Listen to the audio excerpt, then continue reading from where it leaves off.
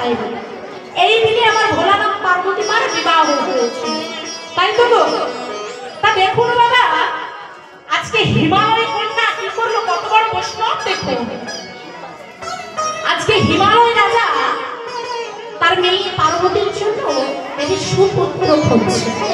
বাবা ঘটক লাগিয়েছে গো আমাদের মতো, যদিও এখন আর ঘটক লাগাতে হয় না, একটা মোবাইল কিনে দিলেই হয়ে যায় ঘটকালি। হরি বল। আমার ঘটক লাগিয়েছে কাকে গো? নারদ মুনিকে। হরি হরি বল। তা নারদ মুনি একদিন কি হিমালয় রাজাকে বলছে যে রাজা মশাই, আপনার পার্বতীর জন্য আমি একটি সুপুত্র দেখেছি। কেমন সুপাত্র? না তার বাইরেটাও যেমন ভেতরটাও তেমন, কোনো পরিবর্তন নাই। একটা মানুষের বাইরেটা এক থাকি আর ভেতরটা এক থাকি। তা আমি যে পাত্রটা দেখেছি সে বাইরেও যেমন আর ভেতরেও তেমন। আর কি গো, না তার মতো ভালো পাত্র আর কেউ নাই। ও মা, এত ভালো পাত্র কি কোনো পিতা ছাড়তে পারে? আজকে বাবা হিমালয় রাজা বলছে, ও নারদ, বলি শোনো শোনো, তুমি তো পাত্র দেখেছো, তা আমার পাত্রকে, আমি তো মেয়ের বিয়ে দেব, তো পাত্রকে তো আমি দেখি। তোমার কথাই কিন্তু আমি আমার মেয়ের বিয়ে ঠিক করছি। দেখো যদি খারাপ হয় তোমার কিন্তু খবর আছে।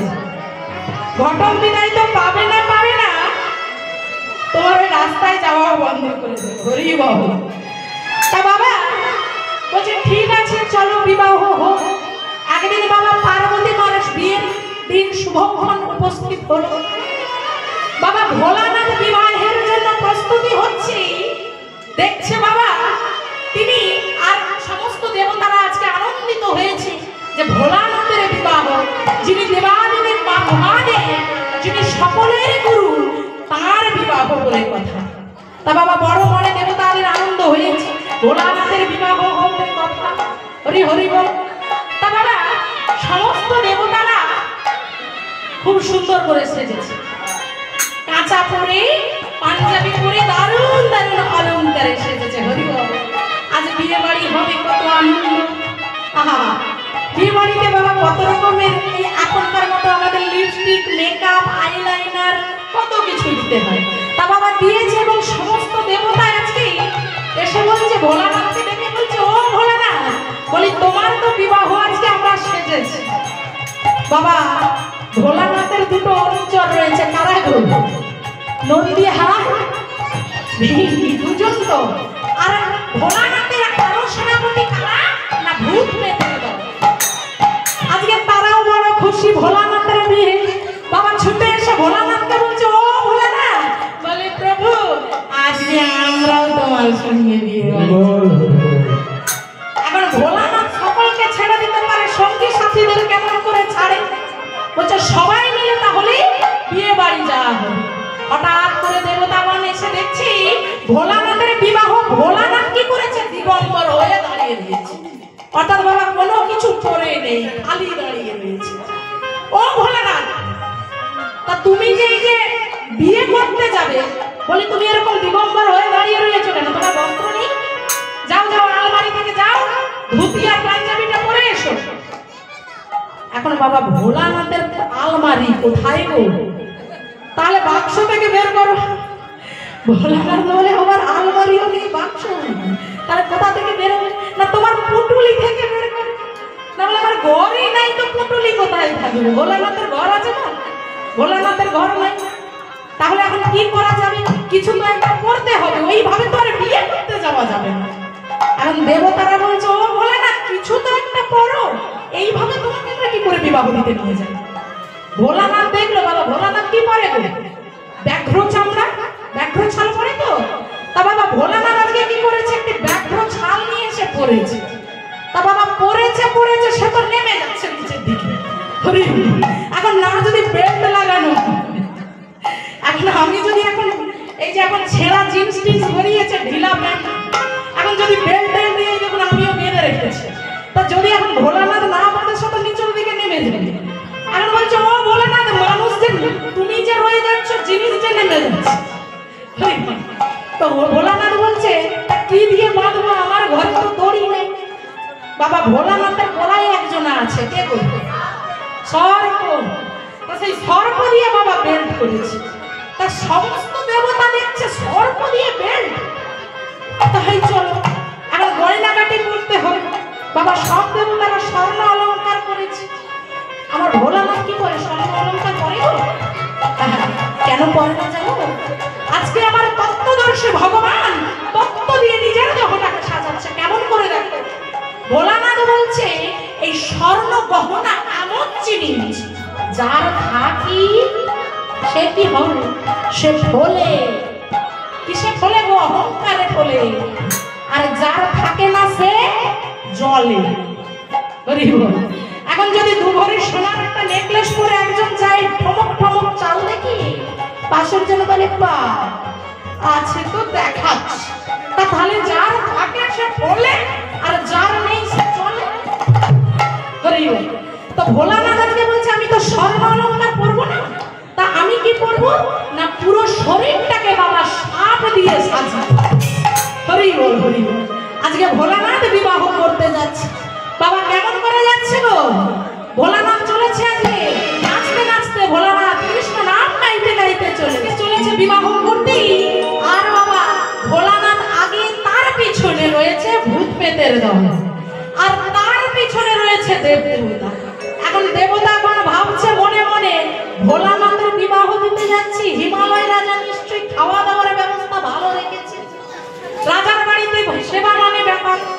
তা এখন যদি এই ভূত পেতকে আর ভোলানাথকে এমন রূপে দেখে, বিয়ে হবে কিনা তার সন্দেহ আছে। তা বিয়ে যে হবে তার তো কোনো গ্যারান্টি নেই, কিন্তু খাওয়া দাওয়াটা তো মাল দিলে চলে। তাই বাবা দেবতারা আগে গেছে, বিয়ে হলে হবে না হলে না হবে, খাওয়াটা যেন। আজকে বাবা আজকে দেবতারা সামনের দিকে গেছে আর ভোলানাথকে আর ভূতের দলকে পিছনে দিয়েছে। এখন গিয়ে বাবা সেবা হয়ে গেছে। ঠিক এমন সময় হিমালয় রাজা বলছে, ও নারদ, বলি সেবা তো সম্পন্ন হলো, বলি আমার জামাই কোথায়? হরি হরি বল। জামাই কোথায়?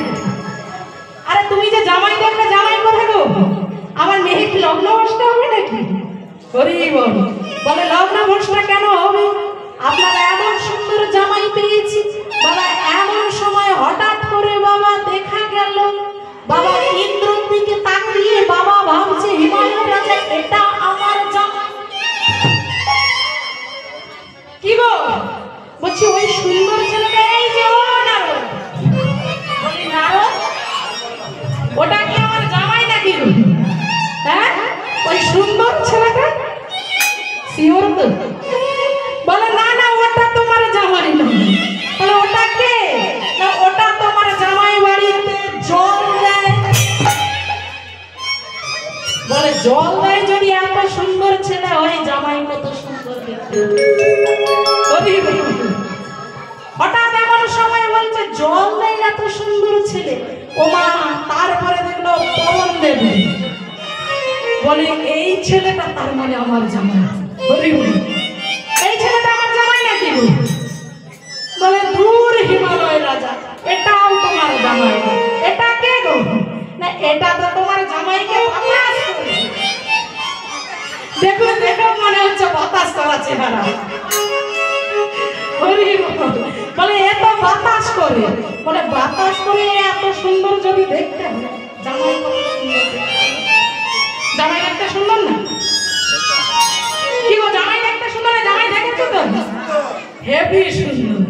ও মা, মা মেনকা কি করছে গো? জামাই বরণ করবে রেডি হয়েছে। হরি হরি বল। মাথায় ঘোমটা দিয়ে জামাই বরণ করবে। কোথায়? জামাই বরণ করতে যাচ্ছে। মেনকা মা আজকে কি করছি না, আজকে হিমালয় রাজা দেখছে। বলি ও মেনকা,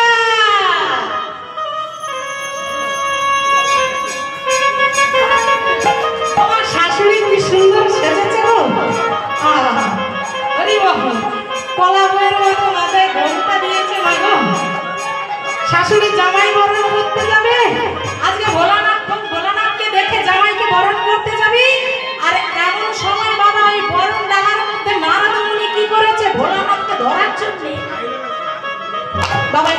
দিয়ে দিয়েছে, একটি মূল দিয়ে দিয়েছে, যেই মূলটিকে দেখলে সর্প যেখান থেকে পারে পারে। হ্যাঁ, সেই মূল দিয়েছে। সেই মূলটি বরণ ডালাটি নিয়ে মেনকা মা আমার চলেছে জামাই বরণ করতে। আজকে হরি হরি বল, জামাই বরণ করতে যাচ্ছে। কেমন করে গো আজকে জামাই? যেই না বাবা জামাইয়ের কাছে গেছে ভগবান আমার হিমালয় রাজা তো দেখে অবাক, একই জামাই, জামাই পড়েছে বাঘের ছাল। হরি বল, ওমা বাঘের ছাল কেন পড়েছে গো? ভোলানাথ তত্ত্বদর্শী, আমার হাসির মাঝখানে তত্ত্ব রয়েছে। কি না বাবা, এই ভোলানাথ যে আপনার ব্যাঘ্র ছাল পড়েছে, জগৎচিত্রী কি শিক্ষা দিল না? বাঘ যখন বনে থাকে বনের রাজা হয়, আর বাঘ যখন মারা যায় তাকে দেখে যে হাতিটা ভয় পেত, মারা যাওয়ার পর পড়ে থাকে তার শুধু ওই চামড়াটা, তার দেহটা চলে যায়। আজ তত্ত্বদর্শী ভগবান ওই ব্যাঘ্র ছালটাকে পরে জগৎচিত্রী শিক্ষা দিল, তোমার দেহের কোনো মূল্য না, এ দেহ পচা দেহ, বরণ কিসের ভাই, তোমার দেহের কোনো মূল্য না। আজকে তত্ত্বদর্শী ভগবান সর্বটাকে দিয়েছে। মাগো, যেই না বাবা আজকে হিমালয় রাজা দেখলো যে তার জামাই এইরকম সেজেছে, আর বাবা দেবতারা ভগবান শিবকে আরেকটা জিনিস বাবা, বিয়ে করতে গেলে মেকআপ করতে হবে। তা বাবা তখন তো আর পার্লার ছিল না যা আটা ময়দা মাখাবো। তা বাবা এখন কি করেছে, ভোলানাথকে বলছে তো তোমাকে তো পাউডার মাখাতে হবে। কি মাখাতে হবে না বাবা, শ্মশান থেকে কিছুটা মৃতদেহের ছাই নিয়ে এনেছে। কেন? এটাও বাবা তত্ত্ব দিয়ে গেল, মাটির দেহ মাটি হবে, পুড়ে হবে ছাই, এ দেহ পচা দেহ বরণ কিসের ভাই। যেই দেহকে নিয়ে এত আমাদের পরিচর্চা, এত অহংকার, এত বিদ্বেষ, সেই দেহ যেদিন আমার পুড়ে যাবে একদিন তো ছাই ছাড়া কিচ্ছু হবে।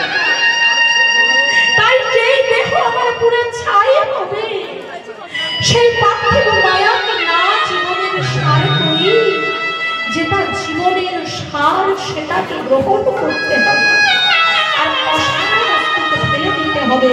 আজকে তাই সেই ছাই ভস্য দিয়ে নিজেকে সাজিয়ে নিয়েছে।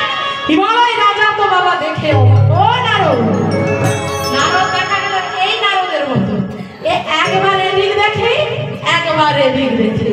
ও নারদ কি দেখছো? বলে দেখছি কোন পথে ছুটে পালাবো।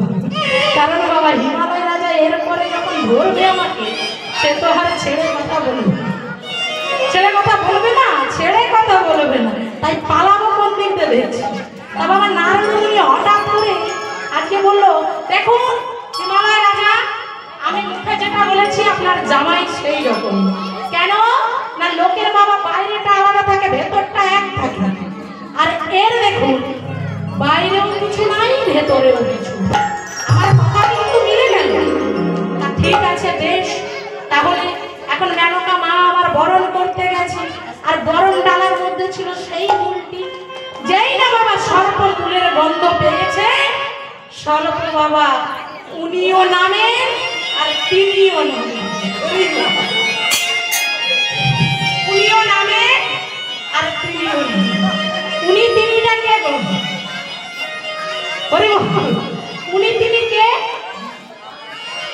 এই যে ব্যাঘ্র ছাল, সর্প দিয়ে বাঁধা ছিল বেল্ট, তা বাবা সর্পও নামে আর তিনিও ধীরে ধীরে নামে, তিনিও ধীরে ধীরে নামে আর উনিও নামছে।